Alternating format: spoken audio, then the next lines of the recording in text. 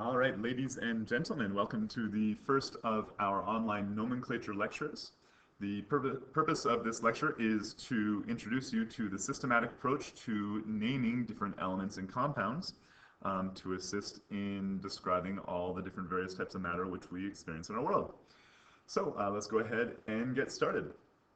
Nomenclature is a system of names in a particular field of science. In chemistry, we use that system of names to describe various different compounds and elements and assist us in writing chemical formulas. The difficulty of nomenclature in chemistry is that there is an incredibly huge amount of variety in terms of the different numbers of elements and compounds which we experience. And as such, any nomenclature system that we're going to use to describe it is going to be relatively complicated. And further complicating things is that just like foreign languages tend to develop in different regions around the world, chemists a long time ago who were operating in different laboratories around the world came up with their own individual systems of nomenclature, and some of those nomenclatures conflict in kind of contrast in various different ways, such that we might see the same compound described using a variety of different naming systems. And so what we end up with is kind of a mishmash of a whole bunch of different languages being spoken at the same time.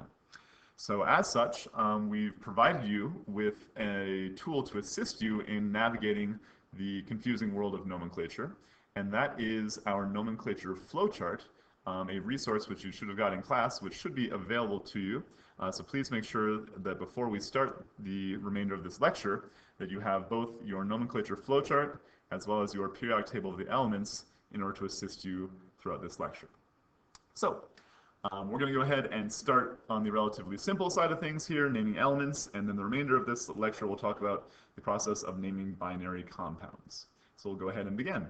From the very start, naming elements is the easiest thing we can do in terms of chemistry nomenclature because you have a periodic table of the elements which essentially lists all the different names for you.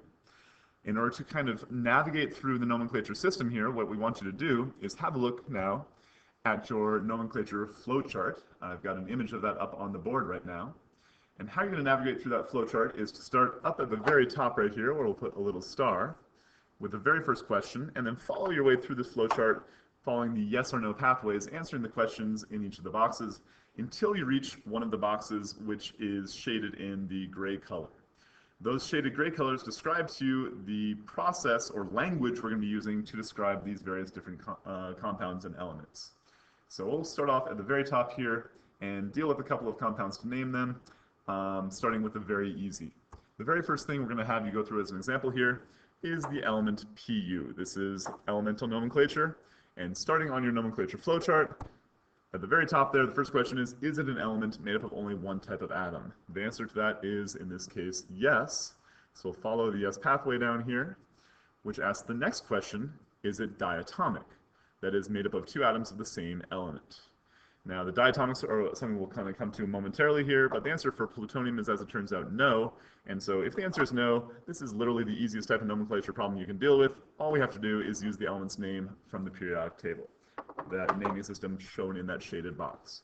Which means for this particular one here, finding the element Pu on your periodic table, all you need to do is go down into the actinide series in the intertransition metals, find element number 94 on that periodic table, and you'll find that the element Pu is none other than plutonium. One done, nomenclature is easy. Another example here, radon gas. So that one, the first one we gave you the symbol and asked you for the element. This time we'll ask you for the symbol, having given you the element name. So finding radon gas is as simple again as looking on your periodic table of the elements, search around until you find the name radon on that periodic table, and you'll find under element number 86, the symbol for that element listed on your table is none other than Rn, that very large noble gas in the bottom right-hand corner. So we've got easy peasy element nomenclature taken care of. Now there's only one thing we have to watch out for with elements, and I'll tell you, unfortunately, that this tends to be the biggest place that people miss points on the nomenclature test year after year because people just forget about them. There are a series of elements on the periodic table that are what we refer to as diatomic elements.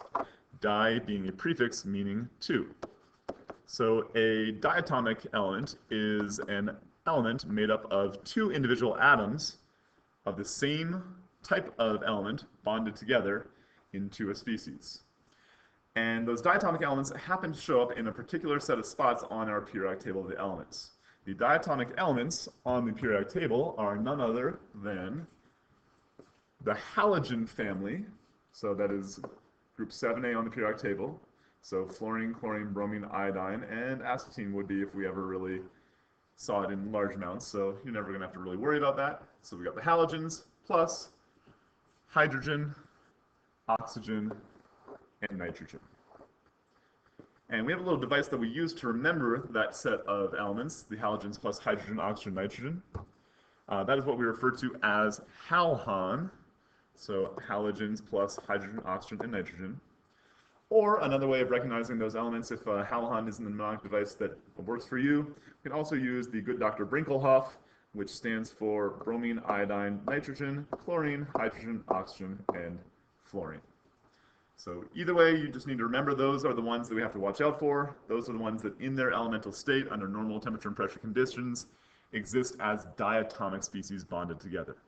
Which means if you see this species N2, recognize that that's the normal state for nitrogen to be in as one of the halons, that is the N in halon, and therefore this is nothing more than nitrogen. You don't need to worry about naming the two, since all elemental nitrogen under normal conditions exists as that diatomic species. Same logic for chlorine. Chlorine, again, is one of our halogen species on the periodic table, and as a halogen, looking at our nomenclature flowchart, if we follow our pathway again, the question starting from the top, is it an element? For chlorine, the answer is very definitely yes. And then is it diatomic, made of two atoms of the same element? The answer again is yes. And again, we're going to use the element name to name it and check it to make sure that it is in fact one of those halon species, which means for our example, chlorine gas is really Cl2, a diatomic species. And we can apply the same logic to iodine. Again, iodine is one of the halogen species, which implies in its native state it is found as I2 under normal conditions, another one of the diatomic species. So again, guys, this seems super easy, but please make sure that this is one that you do commit to memory, because this is one of the #1 places where people miss points on the nomenclature test, is recognizing the diatomic species, as easy as that is. So that's naming elements. We are all through that, and that's the easiest part of nomenclature. So having now seen that we can name elements, we're going to move on to the second type of species which we're going to name in our discussions of nomenclature, which are what we refer to as binary compounds. Binary meaning made up of two different types of atoms. And again, the easiest way to solve these problems is to simply use your nomenclature flowchart in a kind of step-by-step process in order to determine the correct nomenclature system to use for the various different compounds. And it's a little trickier with these binary compounds, because depending upon what types of elements are involved, we use different naming systems. So again, let's just go ahead and look to our flowcharts and come to some answers here. The first one here is the species Na2O. Stepping back to our nomenclature flowchart, we want to look at Na2O. Again, starting in the upper position here at the first question. Is it an element made up of only one type of atom? For Na2O, the answer is very definitely no.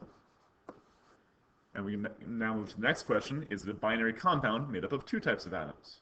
So Na2O is made up of sodium and oxygen, so the answer here is now a yes. So we follow this pathway. Third question, is it a metal plus a non-metal? And looking at our periodic table, we find sodium on the far left-hand side of that periodic table. And as such, it is part of the alkali metal family, right over here. So sodium is in fact a metal. Oxygen's to the right of the line of division that separates those metals from the non-metals. So oxygen is very much a non-metal. So the answer to our question here, is sodium and oxygen a metal plus a non-metal? The answer is very definitely now yes. Follow the yes pathway. The next question is, does the metal have more than one oxidation number? And this is the trickiest part of naming binary compounds. So to answer that question, what we need to do is we need to look at our periodic table of the elements.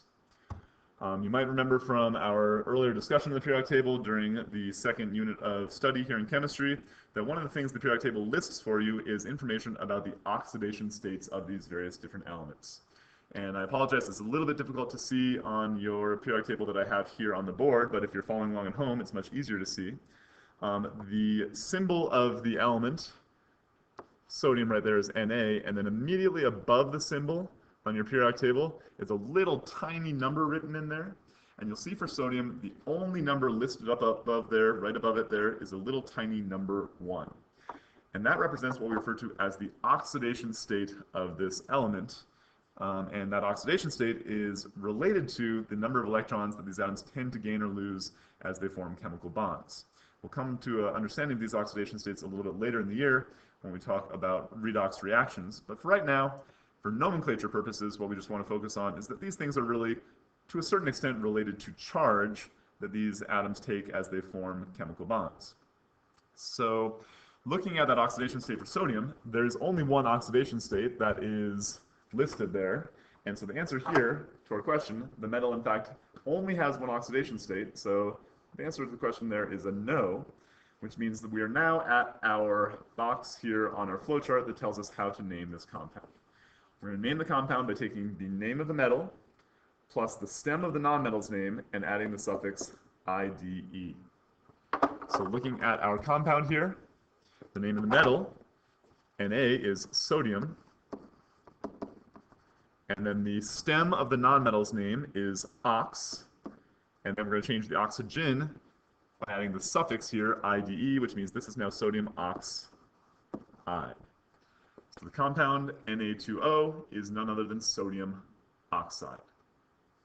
So one of them is now done. Let's take a look down now at our next species, which is COBr2. Again, looking at our nomenclature flowchart, we'll follow the pathway necessary to get to where we want to be. So this one is going to start again up at the top. Questions beginning: is it an element made of one type of atom? Answer is obviously no. Is it a binary compound made of two types of atoms? That is definitely a yes. Is a metal plus a non-metal? And again, looking at the species, cobalt, CO, is part of the transition metal family, so very definitely a metal, element number 27.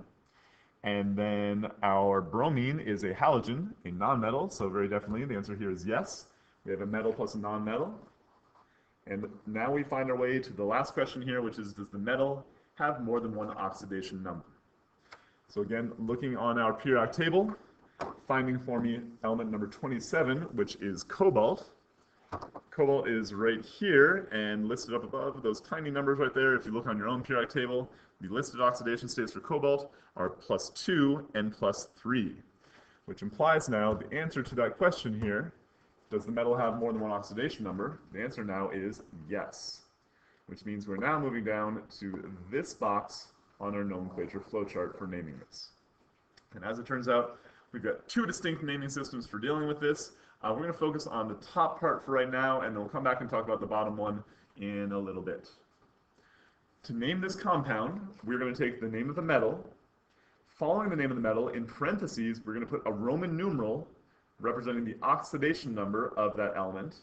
And then we're going to name the nonmetal the same way as before, the stem of the nonmetal's name plus IDE. So, with that convention now, the name of the metal is CO, this is cobalt. And then we need a parentheses in which we're going to indicate the oxidation state of the cobalt. And then the nonmetal stem is brom for bromine, and then we're going to change the ending from "ene" to "ide", so this would be bromide. And all that remains here is figuring out what oxidation state that cobalt ion is in. And to understand this, what we're going to do is we're going to look to our understanding of electron configurations and ion formation. If you remember from Unit 3, we talked a little about the process of forming ions in which the atoms tend to gain or lose electrons in order to complete their octets. In order to determine the charge on the metal ion, and therefore its oxidation state, we're going to look to how the nonmetal, in this case bromine, forms ions in order to complete that octet. And so looking at bromine on your periodic table, you'll find bromine here on the far right-hand side in the halogen family, and as a halogen, it has a total of 7 valence electrons. Bromine is small and electronegative for an element in its period, which implies it will have a tendency to pick up electrons in order to complete that octet. So to complete the octet, bromine would need to pick up 1 extra electron, meaning the charge on a bromide ion is therefore -1. So if we have a -1 charge on that bromide ion as it completes this octet, and there are 2 of those bromide ions in the compound, that means that for bromine, there is a total charge of -2, that is 2 times the -1, present from the 2 bromide ions. And here's the trick. We know that the overall charge on the compound must be 0. The charge on all compounds are neutral, which implies, therefore, the charge on the cobalt ion to yield an overall neutral molecule must therefore be a +2 charge. So to name this compound, then, we're going to say that this is, in fact, cobalt 2 bromide, where the 2, again, represents the charge on that cobalt ion, and that charge of a cobalt ion is equivalent to its oxidation state in these compounds. So we've got cobalt 2 bromide. Now please be very, very careful here, folks. The 2 in cobalt 2 bromide refers not to the number of cobalts, not to the number of bromines, but to the charge on the cobalt ion. And please make sure here, guys, that is the #1 mistake that we tend to see on the test, is confusion of the Roman numeral representing a number of atoms rather than a charge on the ion. So, that is cobalt 2 bromide right now, COBr2. Now, I want to make a distinction here why it's important that we use a different nomenclature system for these elements that have multiple oxidation states. And the real key idea here is that if I were to give you a compound COBr2, and you didn't use that, what we call stock naming system, where we're naming the oxidation state, and then I was to also give you a compound COBr3, these 2 compounds are the exact same 2 elements combined together in a different ratio, and if I didn't have a way of distinguishing between these 2 things, we would have called them both cobalt bromide. But we can't have 2 different things with the exact same name if they're different chemical compounds, which implies we need a more complicated naming system to distinguish between these 2 species. And for that reason, we can name COBr2 as cobalt 2 bromide, whereas COBr3, again applying our same logic, recognizing that each of the bromide ions has a -1 charge, the cobalt ion in COBr3 must have a charge and therefore oxidation state of +3, which implied this species would therefore be cobalt 3 bromide, which would avoid any confusion of having those 2 cobalt bromide compounds having the same name if we didn't include the Roman numerals. So, again, that's how we deal with what we refer to as the stock naming system for naming binary compounds between a metal and a nonmetal, where the metal has multiple oxidation states. All right, let's see here. Our next one right here, let's take a look at another example. We have the species P2O5. So looking at P2O5, and again, following our nomenclature flowchart here, starting up at the very top, again, the question, is it an element? The answer is obviously no. Following our pathway, is it a binary compound made of 2 types of atoms? Answer now for P2O5 is yes. Next question, is it a metal plus a nonmetal? Looking at your tables here, phosphorus and oxygen are both to the right of that line of division, implying the answer now is no. And the obvious question now becomes, is it a nonmetal? So answer obviously is yes. And final question here is one of the nonmetals hydrogen? So for the species P2O5, answer now is no. We have no hydrogen present right there, which means now we're into an entirely new naming system for this species. This is this system we use. We call this the prefix naming system. And we use this for naming binary compounds where 2 nonmetals are bonded together. And this is, as it turns out, the easiest of all the naming systems to use. To name this compound, all we simply do is apply a prefix to each of the 2 nonmetals in our compound, which indicates how many of each of those atoms are present within 1 formula unit of the compound. And a list of prefixes is given here on your table. 1 is mono, 2 is di, 3 is tri, 4 is tetra, 5 is penta, 6 is hex, 7 is hept, 8 is oct, 9 is non, and 10 is dec. And as one little trick here, please make sure you recognize we don't use the prefix mono on the first nonmetal of the pair. So, applying our naming system now, looking at our species, P2O5. For the species P2O5, applying our prefix naming system. The prefix for 2, listed on your nomenclature flowchart sheet, is di. And then we have the element name here, which is phosphorus.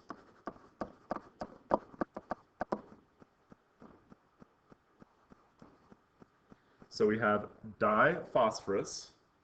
And then the prefix for 5, for the oxygen, is pent. And so we're going to take that pent and then apply the second nonmetal stem here, which is ox. And just like before with our previous ones, we're going to change the second nonmetal's suffix to the ending IDE. So this is diphosphorus pentoxide.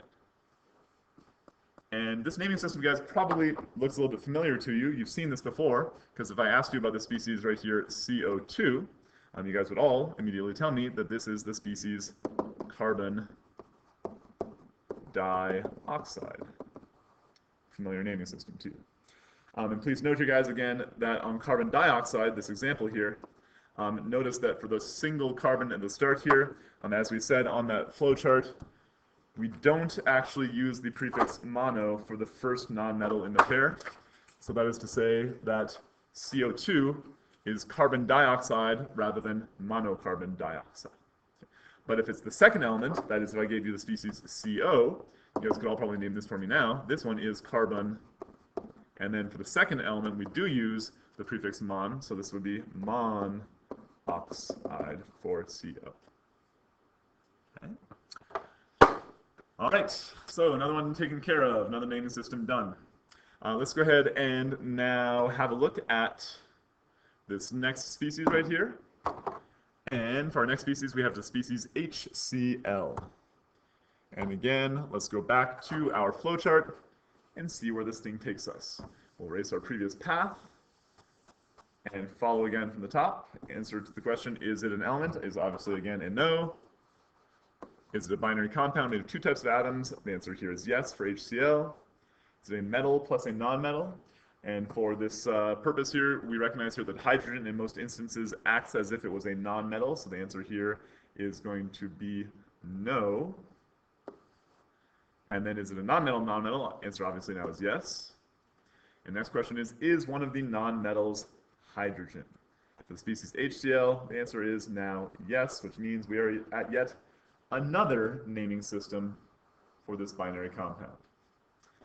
These binary compounds that are made up of hydrogen plus some other nonmetal are what we refer to as binary acids. To name a binary acid, we're going to follow the convention where we take the first part is this prefix hydro. We're going to add the stem of the nonmetal name, and then for the suffix, we're going to add ic acid. And looking at this now, this is probably something you've heard of before. HCl now gets the prefix hydro, and then we're going to add the stem of the nonmetal's name. So for chlorine, that is chlor, and then add the suffix ic acid. So this species right here is none other than hydrochloric acid. So at this point, you guys, we've taken care of most of the types of nomenclature, that is the different naming systems we use for binary compounds. There's one we'll come back to momentarily where we've got a secondary system used to name some of these species. But for right now, let's go ahead and start working some of these problems backwards. So for this first set, we've had you take formulas of things and turn them into names. Now let's take names of things and turn them into formulas. And let's start at the very top here. This first one right here is barium chloride. Barium chloride is made up of the metal barium bonded to the nonmetal chlorine, and as such it's a binary compound, metal plus a nonmetal. And this type of bonding that happens within this metal plus nonmetal is what we refer to as ionic bonding. The ionic bonding that we're going to see here is based upon our electron configuration rules that we dealt with as these species formed ions from back in our previous unit on atomic theory. So find for me, please, the element barium on your periodic tables. Barium is an alkaline earth metal, atomic number 56, right down here. we find barium in the second family on the periodic table, implying it has 2 valence electrons. Because it is an alkaline earth metal with 2 valence electrons, it is a very large atom, and therefore those valence electrons are very loosely bound. Because they're loosely bound, it's likely to give up those electrons as it forms ions to complete its octet, and therefore the likely charge on this barium ion is going to be a charge of +2. So from our knowledge of electron configurations, we can predict a charge of +2 on a barium ion. Applying that same logic to the chloride ion, chlorine is a halogen, and this halogen chlorine, just like we talked about earlier for bromine, is a small electronegative element, which therefore has a tendency to gain electrons to complete its octet. In order to complete the octet, chlorine with 7 valence electrons only needs to gain 1 more. So if chlorine gains 1 extra electron to form a completed octet as an ion, the charge on that chloride ion would therefore be Cl-1, having gained 1 more negatively charged electron. And at this point, we have a barium ion with a +2 charge, a chloride ion with a -1 charge, and we can simply go through and apply our crisscross rules for doing the formula of ionic compounds, and that will tell me that the ratio in which barium and chlorine would combine together in to form a neutral compound overall would be, applying my crisscross, we would get 1 barium for every 2 chloride ions. Therefore, the formula of barium chloride is BaCl2. Now note here, guys, that in this particular compound, we don't need to name the oxidation state on barium because, looking at your periodic tables, the only available oxidation state for a barium ion is +2 as listed on your table. So, next one done. Moving along next. We have the species hydrofluoric acid. This should seem familiar from our discussions we just had about naming binary acids, that is, hydrogen plus a nonmetal. And as such, we see that suffix -ic acid, that's kind of our big clue there. And we know that binary acids are made up by bonding a hydrogen ion to a nonmetal anion. So finding hydrogen on the periodic table, hydrogen is element number 1, and we have fluorine, which is going to be the source of our fluoride ions in here. For fluorine on your periodic table, fluorine is another halogen, meaning just like chlorine, it also gains 1 electron as it fills this octet. Therefore, the charge on the fluoride ion is -1. And we recognize that fluorine is way more electronegative than the hydrogen, so therefore the hydrogen is going to be the species giving up its electrons here as it forms this bond, leaving hydrogen to lose that 1 valence electron and take on a +1 charge. And we've got a really easy crisscross here. The +1 and -1 charges cancel out, and therefore the species hydrofluoric acid is none other than HF. Now, please be very, very careful here, folks. People tend to get in this habit that they think that all of these binary acids are a 1-to-1 ratio of the elements, like hydrochloric acid we just saw was HCl, hydrofluoric acid was HF. Please be careful because that's not always the case. In particular, if you look at the species like, let's say, hydrosulfuric acid. Hydrosulfuric acid is, again, a binary acid with that suffix -ic acid. And the key idea here for hydrosulfuric acid is that we are bonding now a hydrogen ion, which again has a +1 charge, to now a sulfide ion, and finding sulfur on your periodic table, you'll notice that sulfur is actually an oxygen family element, and therefore as sulfur completes its octet in forming an ion, it actually picks up 2 electrons, thereby taking on a charge of -2. So as such, for hydrosulfuric acid, we're bonding together a hydrogen ion to a sulfide ion, and when we do our crisscross there, now we see that not all of these binary acids end up with 1-to-1 ratio of the elements inside these compounds, because hydrosulfuric acid is H2S. So again, please be sure that you look at charges on ions. That's what determines all of the ratios these elements combine together in terms of any ionically bonded compound. All right, and we'll take a look at another one here. Have a look at manganese 4 bromide. Looking at this name here, it appears to us here that we've got a oxidation state named within this compound, which implies this was made by bonding a metal ion with multiple oxidation states to a nonmetal. And as such, we've been using the stock naming system to name this particular species. The key idea in solving this problem here is to recognize again that the 4 in there represents the oxidation number, that is the charge on the metal ion, not the number of that metal ion. So when I go through and do this, let's go ahead and start by writing the ions with their charges. Manganese is element number 25. The 4 represents not how many manganese there are, but the charge on that metal of +4. And then last but not least, we have a bromide ion. And again, we have yet another halogen we're looking at here. Bromine right here in your periodic table, forming an ion, picks up that 1 electron to complete its octet. And as such, manganese for bromide would be what we get by combining together Mn4 positive ions with the bromide ion Br-1. And again, applying our crisscross to determine the overall ratio in which these ions combine together would give me now the compound MnBr4. That is now manganese for bromide. And one final example here before we move on to the next slide. This is carbon dioxide. Super easy one. You guys could all tell me the name right off the bat without even looking at it probably. But again, we can use our naming system. This is the prefix naming system here, in which the prefixes of each of those nonmetals tell me the number, in this instance, in each of the elements in these compounds. Therefore, carbon dioxide has the formula 1 carbon, and then the di prefix means that for oxygen there are 2 oxygens. So, now it seems we have enough information to go through and use all these different naming systems for binary compounds. There's one final thing I'd like to look at, which is kind of like an alternate language. If you look again back to your nomenclature flowchart here, and we look to one of those compounds, let's take a look at, let's say, if I was looking at the compound FeCl3. Looking at the compound FeCl3, that would be the compound which we get by bonding iron atoms to chlorine atoms.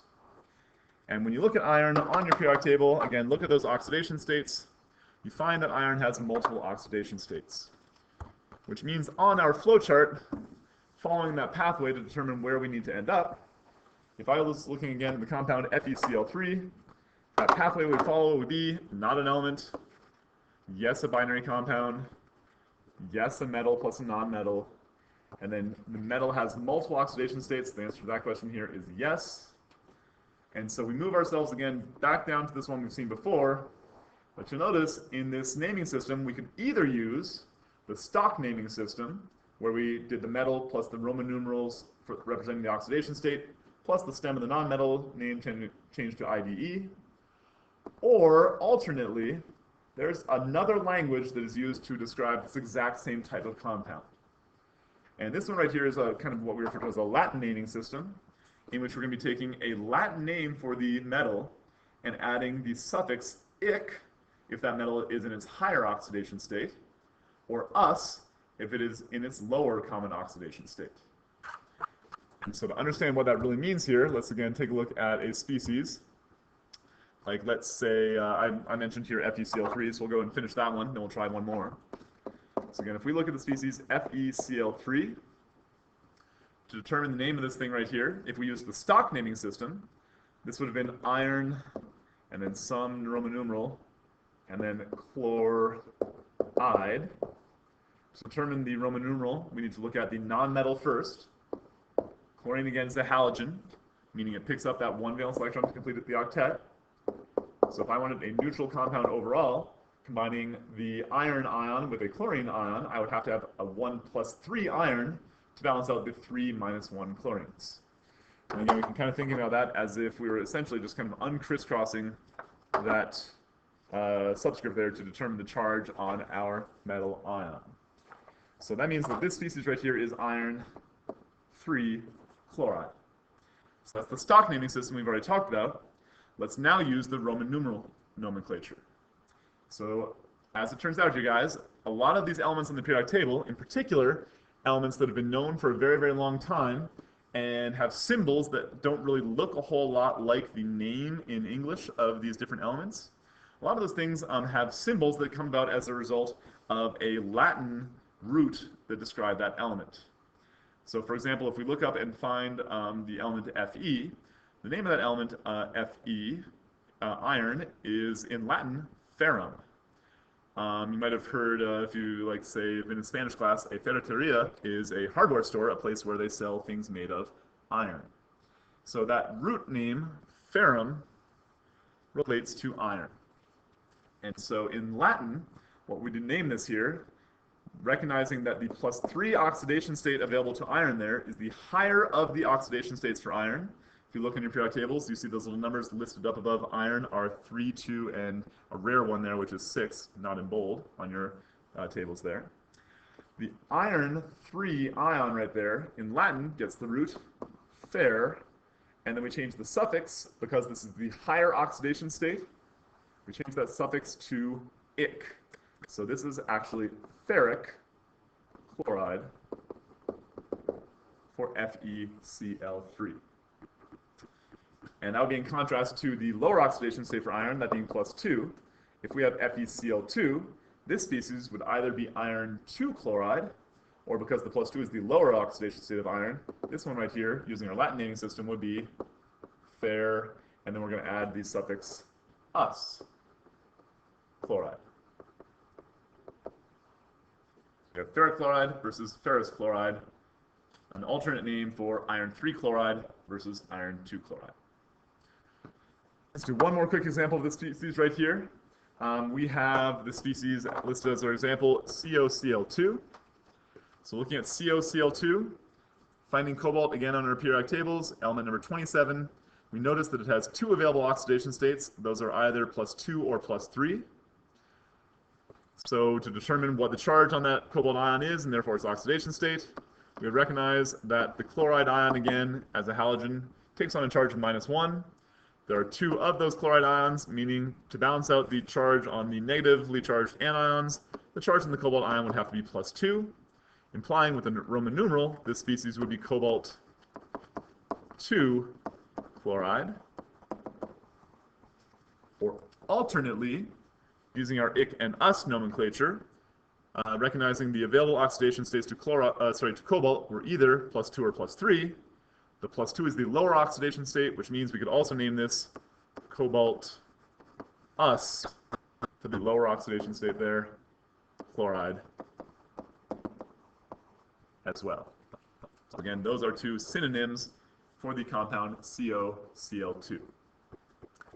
So this naming system gets used for a lot of those different elements on the periodic table that have those kind of weird symbols that don't really look like they should be what they are based upon the names in English. So having a look on your tables here, just kind of go through. Copper is not CO on your table, it's actually Cu, which comes from the root cuprum. So we have copper 1 or copper 2 being either cuprous or cupric. As we mentioned, iron, the symbol is Fe. So we have the Latin root ferrum, meaning we can form either ferrous or ferric ions. Looking at element number 82, lead has the symbol Pb. Lead traditionally was used in making pipes by plumbers, which comes from the Latin root plumbum for lead. So we have either plumbus or plumbic. Tin is Sn, which comes from the Latin root stannum. And then another one here is gold. If you think about the city immediately to the east of Denver, the city of first light, that is when the sun rises, it is bathed in a beautiful golden glow. That city is called Aurora, which comes from the Latin root for gold, which is aurum. And so that symbol there for gold is Au, meaning we either have aurous or auric ions, depending upon the oxidation states of gold. There's some other ones that you find on here as well that have kind of weird symbols. Things like sodium, which comes from the Latin name natrium, Na. Potassium, which comes from the Latin root kalium for K. And then silver, Ag, which is argentinium. But as it turns out, all of those different species there, sodium, potassium, silver, actually only have one available oxidation state to them, and as such, we don't have to mess around with this either Roman numeral naming system or stock naming system or the Latin root naming system, because this is only for elements that have multiple oxidation states. So that is yet another naming system in order to be able to use. Now, you may name the compounds using either of those 2 systems you like, either the stock system or the Latin system. However, you need to be able to recognize that if I give you one of those two naming systems, you need to be able to translate it into a formula, so you have to actually end up knowing both of them. So that's that, guys. That is how you do binary nomenclature. Thank you very much for listening.